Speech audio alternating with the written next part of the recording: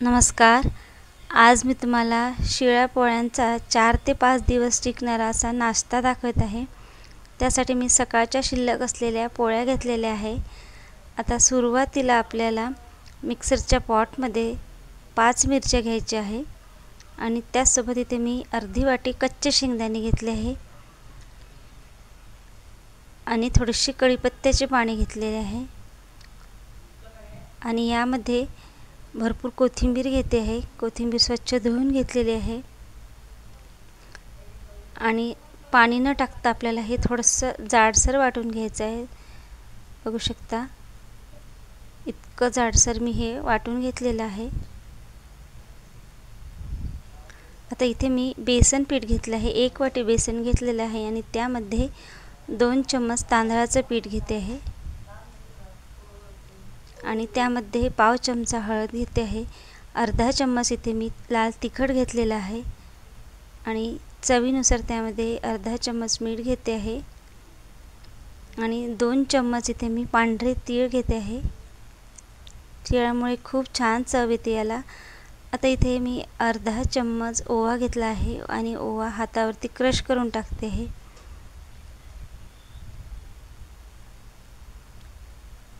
आणि जे आपण मिक्सरमध्ये वाटण करून तयार घेतलं होतं ते वाटण मी इथे टाकते आहे. या वाटणामुळे या नाश्त्याला खूप छान चव येते. शेंगदाणा वाटला होता आपण त्यामुळे खायला खूप छान लागते.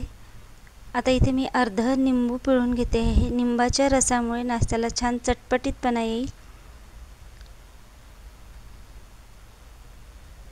आता निंबू घेतला आहे त्यामुळे चव बॅलन्स करण्यासाठी अगदी थोडीशी साखर टाकते आहे आणि आता आपल्याला थोडं थोडं पाणी टाकत हे बॅटर छान मिक्स करून घ्यायचं आहे. पाणी एकदम टाकायचं नाही, त्यामुळे पिठामध्ये गुठळ्याही तयार होतील आणि आपल्याला जितकी कन्सिस्टन्सी हवी आहे तितकी ही अगदी व्यवस्थित तयार होईल. त्यामुळे अगदी थोडं थोडं पाणी टाकत मी हे बॅटर छान मिक्स करून घेते आहे. सगळ्यांकडे शिळ्या पोळ्या शिल्लक असतात तेव्हा त्याच त्या आपण वापरतो. म्हणजे त्याची एक तर फोडणीची पोळी करतो, चुरमा करतो. अशा प्रकारे तुम्ही हा नाश्ता एकदा करून पहा. चवीला अतिशय छान लागतो आणि आरामात 4 ते 5 दिवस टिकते. आता मी थोडं थोडं पाणी टाकत याचं व्यवस्थित असं बॅटर तयार करून घेतलेलं आहे. खूप जास्त आपल्याला पातळ किंवा हे घट्ट नको. बघा तुम्हाला दाखवते इतकं घट्ट हे हवं आहे.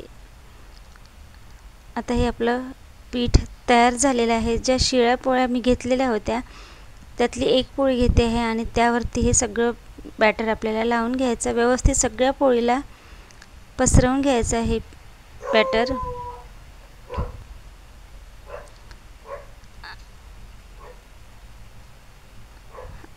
अशा प्रकारे सगळं बेसन पीठ या पोळीला व्यवस्थित लावून घ्यायचं.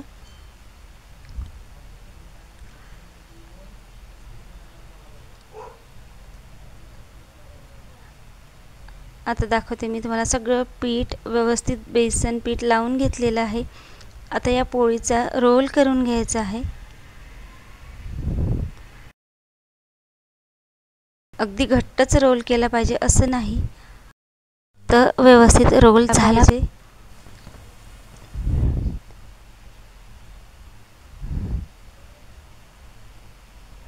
बघू शकता अगदी व्यवस्थित याचा रोल झालेला आहे. आता याचप्रमाणे बाकीच्याही पोळ्यांचा मी रोल करून घेते आहे. सगळं बेसन पीठ व्यवस्थित पोळीला लागलं गेलं पाहिजे असं लावायचं आणि तुम्ही बेसन पिठाची कन्सिस्टन्सी पाहू शकता. शिळ्या पोळ्यांचा अगदी मस्त चवीचा भन्नाट असा हा नाश्ता तयार होत आहे. तुम्ही एकदा तरी नक्की ट्राय करा. आता दुसऱ्या पोळीवर सुद्धा मी हे सगळं बेसन पीठ असं व्यवस्थित लावून घेतलेलं आहे. याचा सुद्धा पहिल्याचप्रमाणे रोल करून घ्यायचा आहे.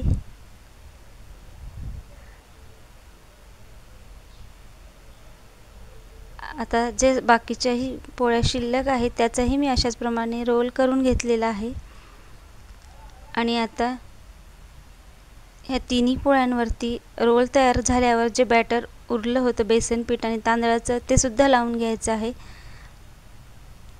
दोन्ही साईडने आपल्याला हे बॅटर व्यवस्थित लावून घ्यायचं आहे. पहिल्या साईडने मी आधी लावून घेत आहे.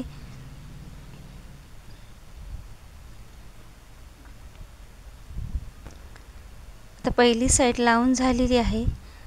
दुसऱ्या साईडने सुद्धा याचप्रमाणे थोडं थोडं बॅटर सगळ्या रोल दोन्ही साईडने सगळं बॅटर व्यवस्थित या सगळ्या रोलला लावून घ्यायचं.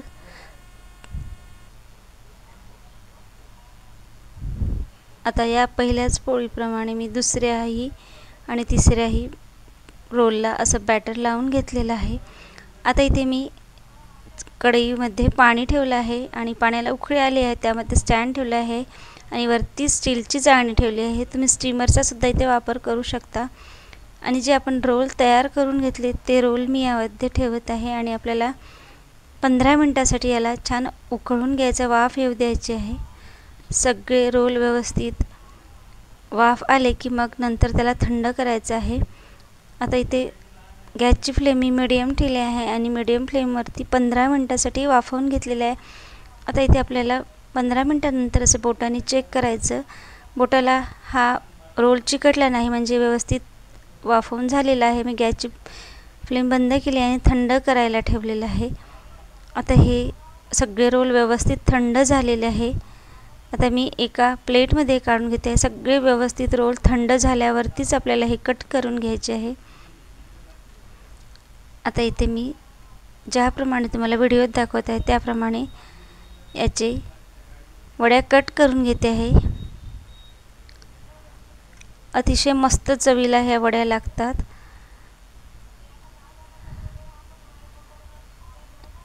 आणि आरामात 4 ते 5 दिवस टिकते. तुम्ही एकदा ह्या वड्या तयार करून ठेवा आणि कुठल्याही डब्यामध्ये स्टोअर करून ठेवा आणि 4 ते 5 दिवस अगदी कुरकुरीत ह्या वड्या राहतात.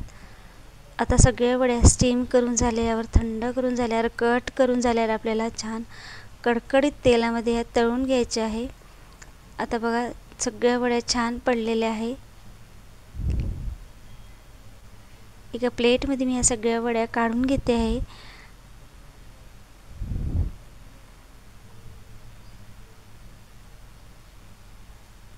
आणि जे शिल्लक राहिलेले पोळ्यांचे रोल आहेत त्यांच्यासुद्धा मी अशा सगळ्या वड्या कट करून घेते आहे. आता दुसरा रोलसुद्धा मी इथे कट करते आहे.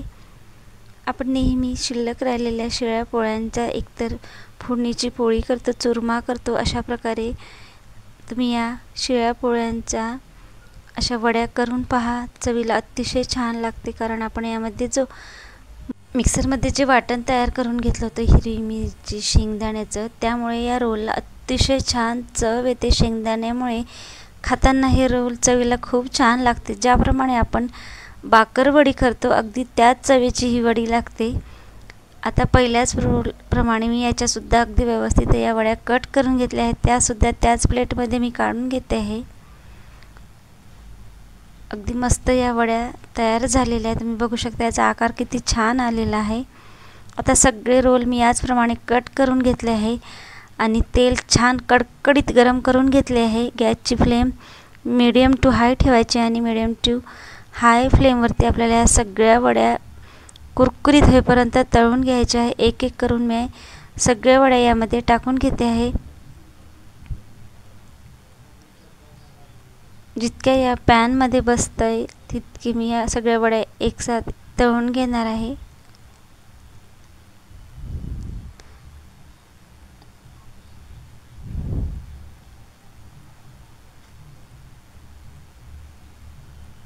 आता पहिली साईड छान तळून झाली की मग आपल्याला इथे दुसऱ्या साईडने सुद्धा या व्यवस्थित तळून घ्यायचे आहे. पहिली साईड मी पलटवून घेते आहे आणि दुसऱ्या साईडने सुद्धा अगदी कुरकुरीत होईपर्यंत या वड्या तळून घ्यायच्या आहे.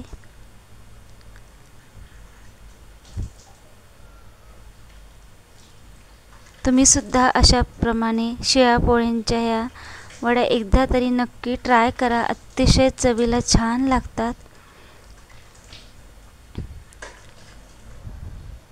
आता पहिली साईड तळून झाली आहे आणि दुसरी साईड सुद्धा तळून घेते आहे.